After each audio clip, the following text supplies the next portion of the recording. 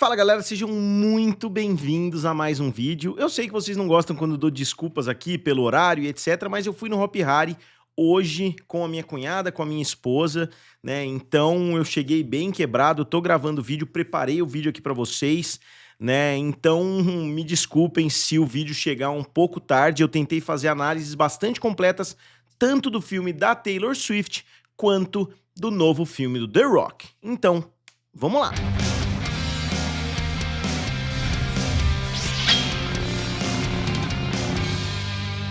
Então, pessoal, eu sou o Felipe, aqui do canal Triplo F, também lá do canal Guerra dos Streamings.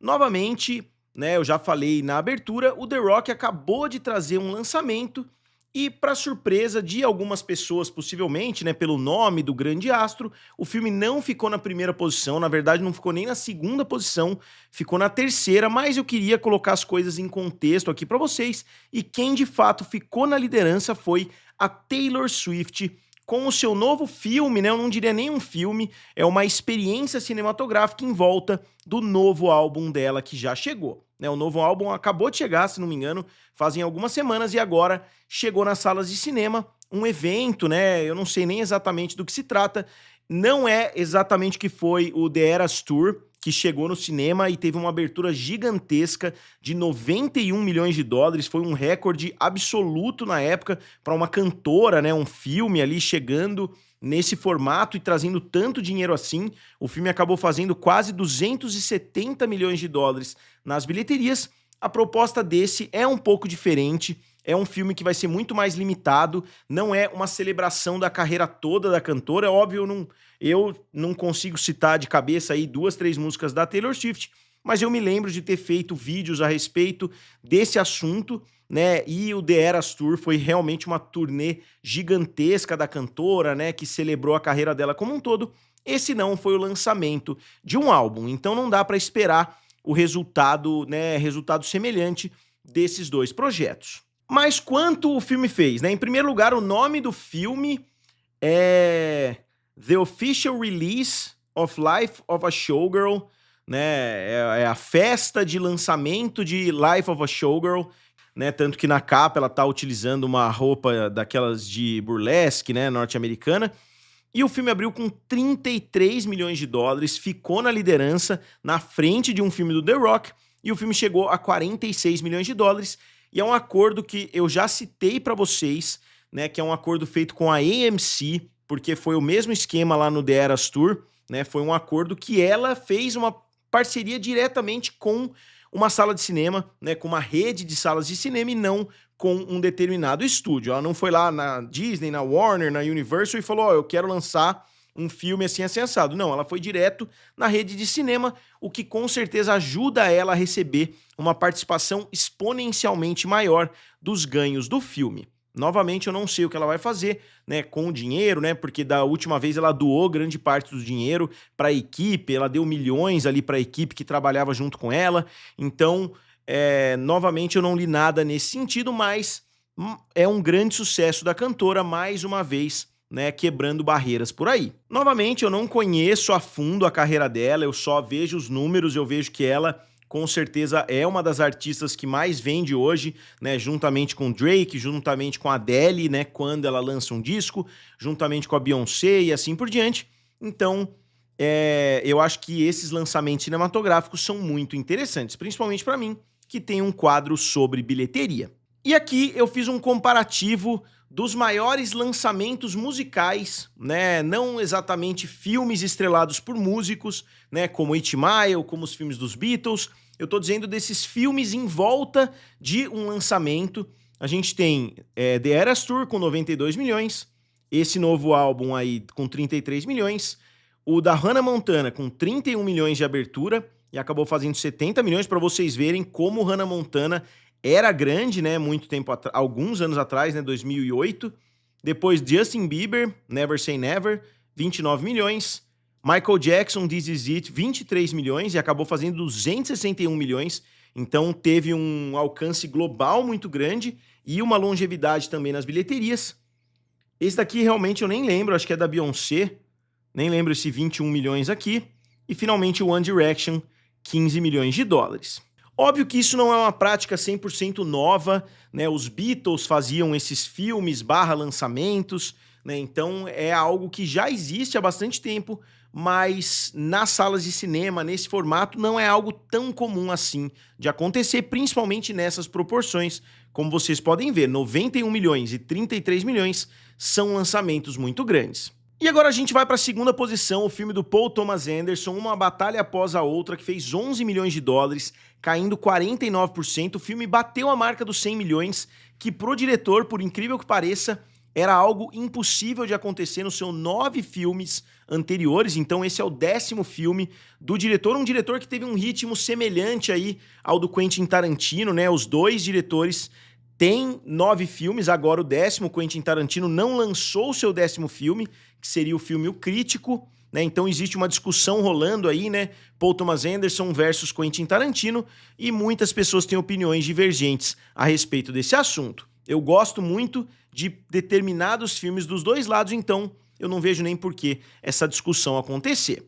Então o filme chegou a 101 milhões de dólares, o problema é o orçamento dele de 130 milhões, mas prejuízo nunca foi problema pro Paul Thomas Anderson, porque praticamente todos os filmes do diretor deram prejuízo até hoje, até por isso ele foi pulando de estúdio, né? Ele nunca trabalhou muito tempo com um estúdio só, mas o cara tem uma carreira estelar mesmo assim. E aqui, voltando no túnel do tempo do Leonardo DiCaprio, né, para vocês verem os grandes sucessos recentes do ator, a gente tem Ilha do Medo, que fez 294 milhões, Inception, né, que é A Origem, 839 milhões, J. Edgar, que foi o único fracasso recente, né, fez 84 milhões, Django Livre fez 426 milhões, o Grande Gatsby fez 353, O Lobo de Wall Street 407, O Regresso 532, talvez o mais impressionante, se você assistir todos os filmes, o mais impressionante dessa lista talvez seja O Regresso, porque é um filme que com algum outro ator provavelmente seria um fracasso nas bilheterias, e com o Leonardo DiCaprio, né, casou perfeitamente aquela campanha frenética que as pessoas tinham pro Leonardo DiCaprio ganhar o Oscar. Eu acho que isso elevou o filme a outro patamar. E o Era Uma Vez em Hollywood fez 392, se você perguntar pra muita gente por aí, Era Uma Vez em Hollywood fez mais dinheiro, né, do que O Regresso, mas não foi o caso. E finalmente, Uma Batalha Após a Outra com 101 milhões. Mais uma vez, eu acho que esse filme, sem o Leonardo DiCaprio, não teria batido nem 50 milhões até agora, porque se a gente olhar os outros filmes do Paul Thomas Anderson, nenhum deles fez sucesso. A gente começa com Sangue Negro, que foi um fenômeno. Na verdade, tem filme dele que fez sucesso. Boogie Nights, por exemplo, não foi um sucesso absoluto, mas foi um sucesso relativo. A gente tem aqui Sangue Negro, 76 milhões de dólares. O Mestre, 28 milhões. Vício Inerente, 14 milhões. Trama Fantasma, 52. Licorice Pizza, 33 milhões. E agora Uma Batalha Após a Outra, 101 milhões de dólares. Então o filme, né, convenhamos, não vai se pagar, provavelmente, né, o filme vai continuar, né, na carreira do Paul Thomas Anderson, vai ser um filme que não chegou a se pagar nem 2 vezes, só que foi um filme com orçamento gigantesco, então, pelo menos, o resultado não tá tão atrás assim do seu orçamento ainda, e é um filme que, se tiver uma longevidade realmente muito grande, tem chance de ser ali, né, um filme que fica na casca, mas eu duvido, eu acho que esse filme vai acabar dando prejuízo. Só que o filme está sendo tão bem recebido que é um filme, assim como Sangue Negro, né, um filme extremamente icônico, um filme que é muito falado aí por muitos fãs. A atuação do Daniel Day-Lewis, eu considero a melhor atuação de todos os tempos, né? Eu acho que existe discussão entre algumas atuações, mas para mim essa foi uma das mais impactantes. Eu assisti esse filme no cinema na época. Eu lembro um filme de 3 horas ali, grande parte do filme em silêncio absoluto. Eu lembro que foi realmente chocante a atuação do Daniel Day-Lewis na sala de cinema. Então, né, novamente, eu acho que o filme não precisa ser um grande sucesso para se tornar um filme icônico. E agora vamos falar, talvez, do ponto principal do vídeo de hoje, que é o filme The Smashing Machine, que é o novo filme do The Rock, que é um filme que conta a história do Mark Kerr, né? É baseado num documentário a respeito da vida do Mark Kerr. O Mark Kerr é um lutador de MMA das antigas. Eu acompanhei bastante tempo, eu admito que eu não me lembro muitos detalhes, né, da carreira dele, o que ele fez, mas eu lembro que a história dele é realmente fascinante, né? Uma história com muitos altos e baixos, digamos assim. E o The Rock decidiu trazer essa mudança na carreira dele, então eu não posso mais chamar ele de The Rock, eu tenho que chamar ele de Dwayne Johnson, né? Até o The Rock do meio ali parece que ele tirou. E é um filme do Benny Safdie, que é um dos irmãos Safdie. E o filme eu acredito que não tá tendo a receptividade gigantesca que o The Rock imaginava, né? Ele deixou de lado, pelo menos temporariamente, os blockbusters para fazer um filme da A24, para tentar dar uma mudada na carreira dele, que já estava em baixa. Isso era relativamente inevitável, né? Um cara que atira para todos os lados, que faz filme, faz série, produz, lança produtos diferentes, faz muito conteúdo online, faz conteúdos até com youtubers e etc. Era inevitável que em algum momento as pessoas iam começar a falar, pô, chega de The Rock, né? Então parece que ele tomou uma atitude correta, ele deu uma parada na carreira, ele não lançou tantos filmes recentes e ele lançou agora um filme, né, digamos assim, mais oscarizado, um filme que não diria que ele tem pretensões de ganhar o Oscar, mas que tem pretensões de trazer um pouco mais de pedigree ali pra carreira dele. E como eu falei, o filme não tá com uma aceitação gigantesca, né, nem no Rotten Tomatoes, nem no Metacritic, nem aceitação de público, né, tá tendo uma receptividade relativamente fria. Mas eu acho que já mostra, né, uma intenção, pelo menos ali, de mudar. Lembrando que os irmãos Safdie foram os responsáveis por fazer basicamente a mesma coisa com o Adam Sandler, quando eles fizeram o filme Joias Brutas, né, eles fizeram lá o filme com o Adam Sandler, e o Adam Sandler acabou tendo uma segunda vida, digamos assim, na carreira, porque muitas pessoas não aguentavam mais ver o ator fazendo aqueles mesmos papéis. Ele voltou agora a fazer exatamente os mesmos papéis estilo Adam Sandler, e eu acho que o The Rock vai voltar a fazer sim. Ele não vai largar a mão de ser o astro de ação, de fazer filmes, né, de grandes franquias, mas eu acho que é um ponto positivo essa, pelo menos, tentativa de mudança contando a história de um cara como o Mark Kerr. E eu fiz aqui, né, uma lista que demorou bastante para eu fazer de todos os filmes do The Rock, né? Então eu peguei os filmes que o The Rock atua de forma solo, digamos assim, filmes que ele carrega a produção meio que nas costas. Eu vou colocar aqui pra vocês, eu não vou dar muitos detalhes, se vocês quiserem pausar e dar uma olhadinha muito mais a fundo.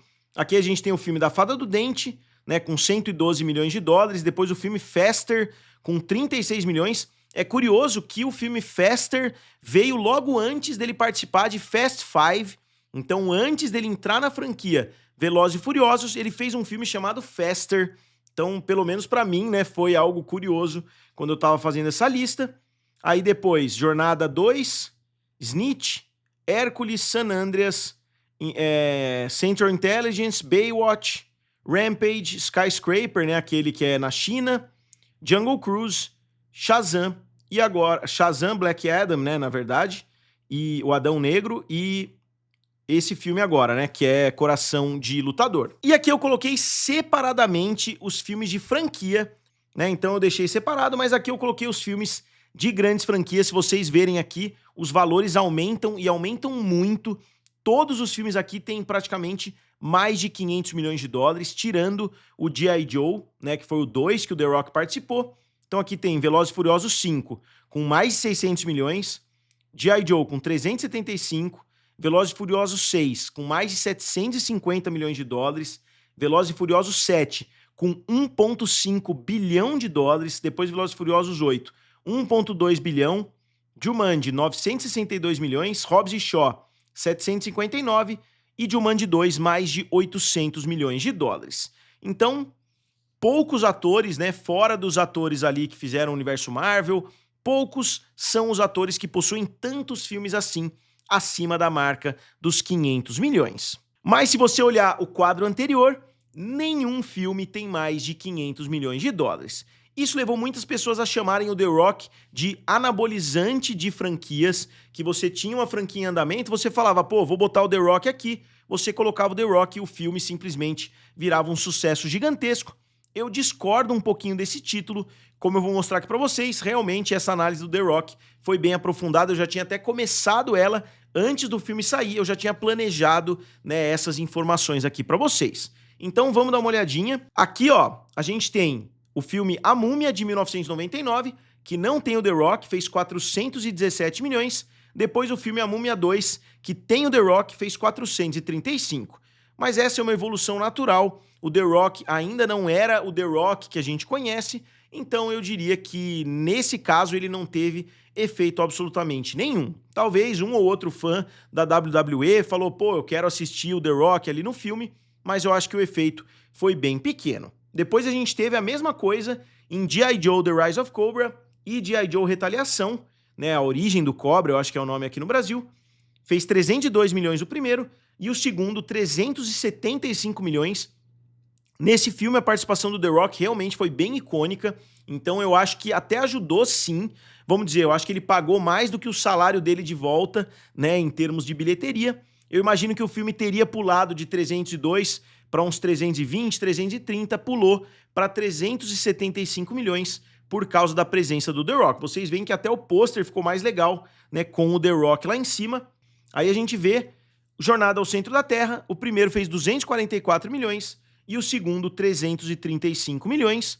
Novamente um salto relativamente grande, mas não aquele salto, né, de 200 para 500 milhões, como muitas pessoas fazem parecer, por causa da franquia Velozes e Furiosos. No Velozes e Furiosos, realmente o salto foi muito grande, mas porque eu acho que a pegada da série mudou, eles deram uma dinâmica totalmente nova, e eu acho que o The Rock ajudou de fato, porque foi o casamento quase perfeito ali, né? Ele contra o Vin Diesel, e é o filme que eles de fato são mais inimigos, né, se eu não me engano, é justamente o Velozes e Furiosos 5. E a diferença foi gritante, ó. O Velozes e Furiosos 4 fez 360 milhões de dólares, e eu acho que foi o primeiro que começou a trazer algumas mudanças de mentalidade dentro da saga, né, Velozes e Furiosos. E aí o Velozes e Furiosos 5 já foi aquele bem maluco, fez 626. Então, né, um dos maiores aumentos ali entre um filme e outro, praticamente dobrou, né, a bilheteria, não chegou a dobrar, mas um aumento de 300 milhões ali praticamente é algo muito considerável. E eu fiquei assustado, né, com a quantidade de vezes que isso aconteceu, que o The Rock entrou, né, numa franquia já em andamento, e o Vin Diesel deve achar isso, não dá pra negar, que ele entra no bonde andando e quer sentar na janelinha, né, e aqui a gente vê uma vez que simplesmente não ajudou, né, a franquia Get Shorty, ou o filme Get Shorty, que teve a sequência Be Cool, né, o primeiro fez 115 milhões, o segundo fez 95 milhões. Mais um filme é de 95, o outro filme é de 2005, então é difícil a gente afirmar, né, categoricamente. E eu gosto muito dos dois filmes, eu acho que a presença do The Rock é bem legal no filme de 2005. Eu acho que foi, né, um momento muito importante no desenvolvimento dele como ator. E aqui colocando todos os filmes do The Rock, desde A Fada do Dente, né, o Smashing Machine, que é esse novo filme, né, o Coração de Lutador, teve possivelmente a pior abertura. Novamente eu não peguei todas as aberturas, mas a média ali que eu consegui olhar rapidamente é de 20 a 40 milhões dos filmes que não são de grandes franquias, e as grandes franquias estão lá em cima, não dá nem pra gente comparar com um pequeno filme da A24. Mas o filme teve um orçamento de 50 milhões de dólares, que também não dá pra gente ignorar, então eu acredito que esse filme vai de fato ser um fracasso. Eu fui um pouco mais além e peguei todos os filmes do The Rock, começando com Long Shot, que ele fez antes de Escorpião Rei. Então aqui vocês podem ver, né, a quantidade de filmes e como o primeiro filme de muita relevância que ele fez foi justamente Velozes e Furiosos 5. Então se vocês olharem aqui, ó, todos os filmes antes de Velozes e Furiosos era lá embaixo, era um gráfico bem, né, ruim, digamos assim. Perdão, eu acabei de perceber que eu não pus a Múmia 2 aqui, não sei por qual motivo. Eu vou colocar depois e eu reajusto para vocês, então tudo que eu falei vocês podem ignorar, pelo menos excluindo ali o filme Múmia 2, que foi um sucesso, mas que o The Rock era basicamente o The Rock só pelo tamanho ali, né, porque ele quase nem tem fala naquele filme. E a minha conclusão é que eu acho que foi uma troca mútua, né, entre Velozes e Furiosos e o The Rock, porque o The Rock trouxe muito para aquele filme, né, para aquela saga, mas a saga trouxe ainda mais pro próprio The Rock. Parece que ele sugou toda a popularidade do Vin Diesel e começou a fazer filmes semelhantes. E aqui, como sempre, eu fui um pouco além, eu coloquei um X em todos os filmes que foram fracassos, ou seja, que fizeram menos de 2,5 vezes ali o seu orçamento, e filmes que foram sucesso. Então vocês podem ver o xizinho para os fracassos e o certinho para os sucessos. Foram bem poucos sucessos no começo da carreira e poucos fracassos do meio para o final. Então a gente vê, como eu falei, que Velozes e Furiosos ajudou e ajudou bastante. E só para finalizar de forma bem rápida, o top 5, a gente tem na quarta posição a Casa de Bonecas da Gabi, que caiu 62%, fez mais 5 milhões e chega a 32 milhões de dólares, mas o orçamento foi também de 32, então eu não imagino esse filme conseguindo trazer muito dinheiro a ponto de se pagar. Possivelmente o filme foi uma furada ali para a Universal, não sei, né? Resta a gente ver como vai ser daqui para frente, mas eu acredito que um filme como esse não vai ter uma longevidade muito grande. E fechando o top 5 ficou o filme A Invocação do Mal, o último ritual, né, que fez mais 4 milhões de dólares, chegou a 458 milhões, cresceu mais de 20 milhões do final de semana passado para esse. Então o filme continua trazendo muito dinheiro, tendo a possibilidade de bater os 500 milhões de dólares.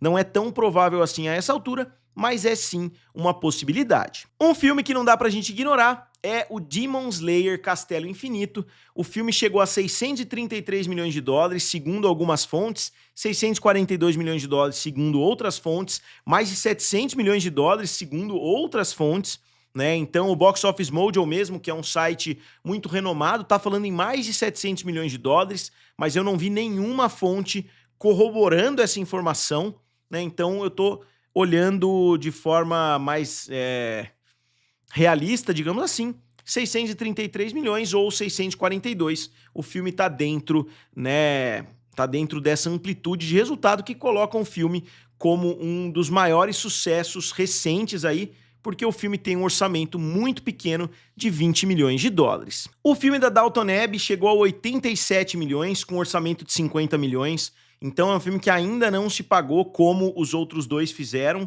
O segundo também não foi um sucesso tão grande assim, mas foi lançado em um momento onde a pandemia ainda persistia, né, ou as bilheterias ainda estavam sendo muito mais afetadas por isso. Então acho que o resultado desse filme deveria ser um pouco melhor do que o seu antecessor, mas não é isso que aconteceu, né? Então o filme eu acredito que seja uma decepção. Outro filme que é uma decepção é o novo filme dos Estranhos.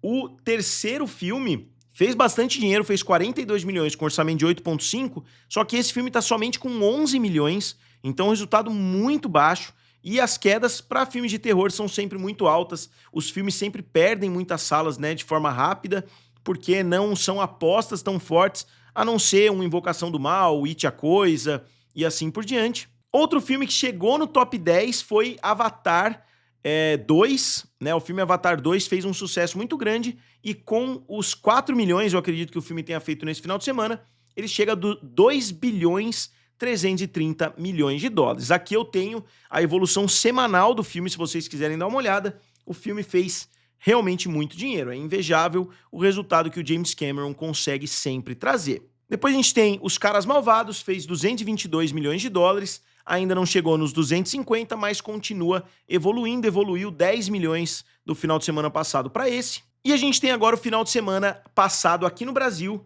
Invocação do Mal, fez 3,7 milhões, Uma Batalha Após a Outra, 3,1 milhões de reais, Demon Slayer, 2,6, Zoopocalipse, 1,07 milhão, e A Grande Viagem da Sua Vida, 882 mil reais. A Grande Viagem da Sua Vida, possivelmente um dos maiores fracassos aí dos últimos anos, mais um dos maiores fracassos estrelados pela Margot Robbie, que é algo curioso, e o filme foi realmente jogado, né, para baixo do ônibus ali, ninguém quer saber do filme, muito menos o estúdio, parece que eles querem esconder esse grande fracasso, o filme já despencou para a 20ª posição. E no top 5 de 2025, Invocação do Mal toma a posição de Quarteto Fantástico aqui no Brasil, com 88 milhões de reais, e no final de semana que vem já deve ultrapassar o Superman. O top 5 no mercado norte-americano continuou exatamente o mesmo, né? Então, Minecraft, Lilo e Stitch, Superman, Jurassic World Renascimento e Pecadores.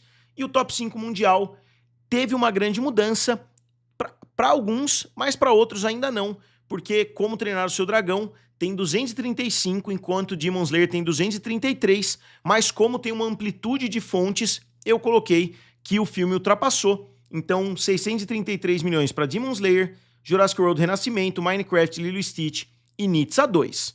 E a Warner continua dominando bastante, continua tendo um resultado muito bom em 2025 e essa briga vai continuar semana após semana. Então, como sempre, digam aqui nos comentários o que vocês acharam, não deixem de dar uma olhadinha lá no NordVPN, curtam o vídeo e se inscrevam no canal. Valeu e nos vemos em breve.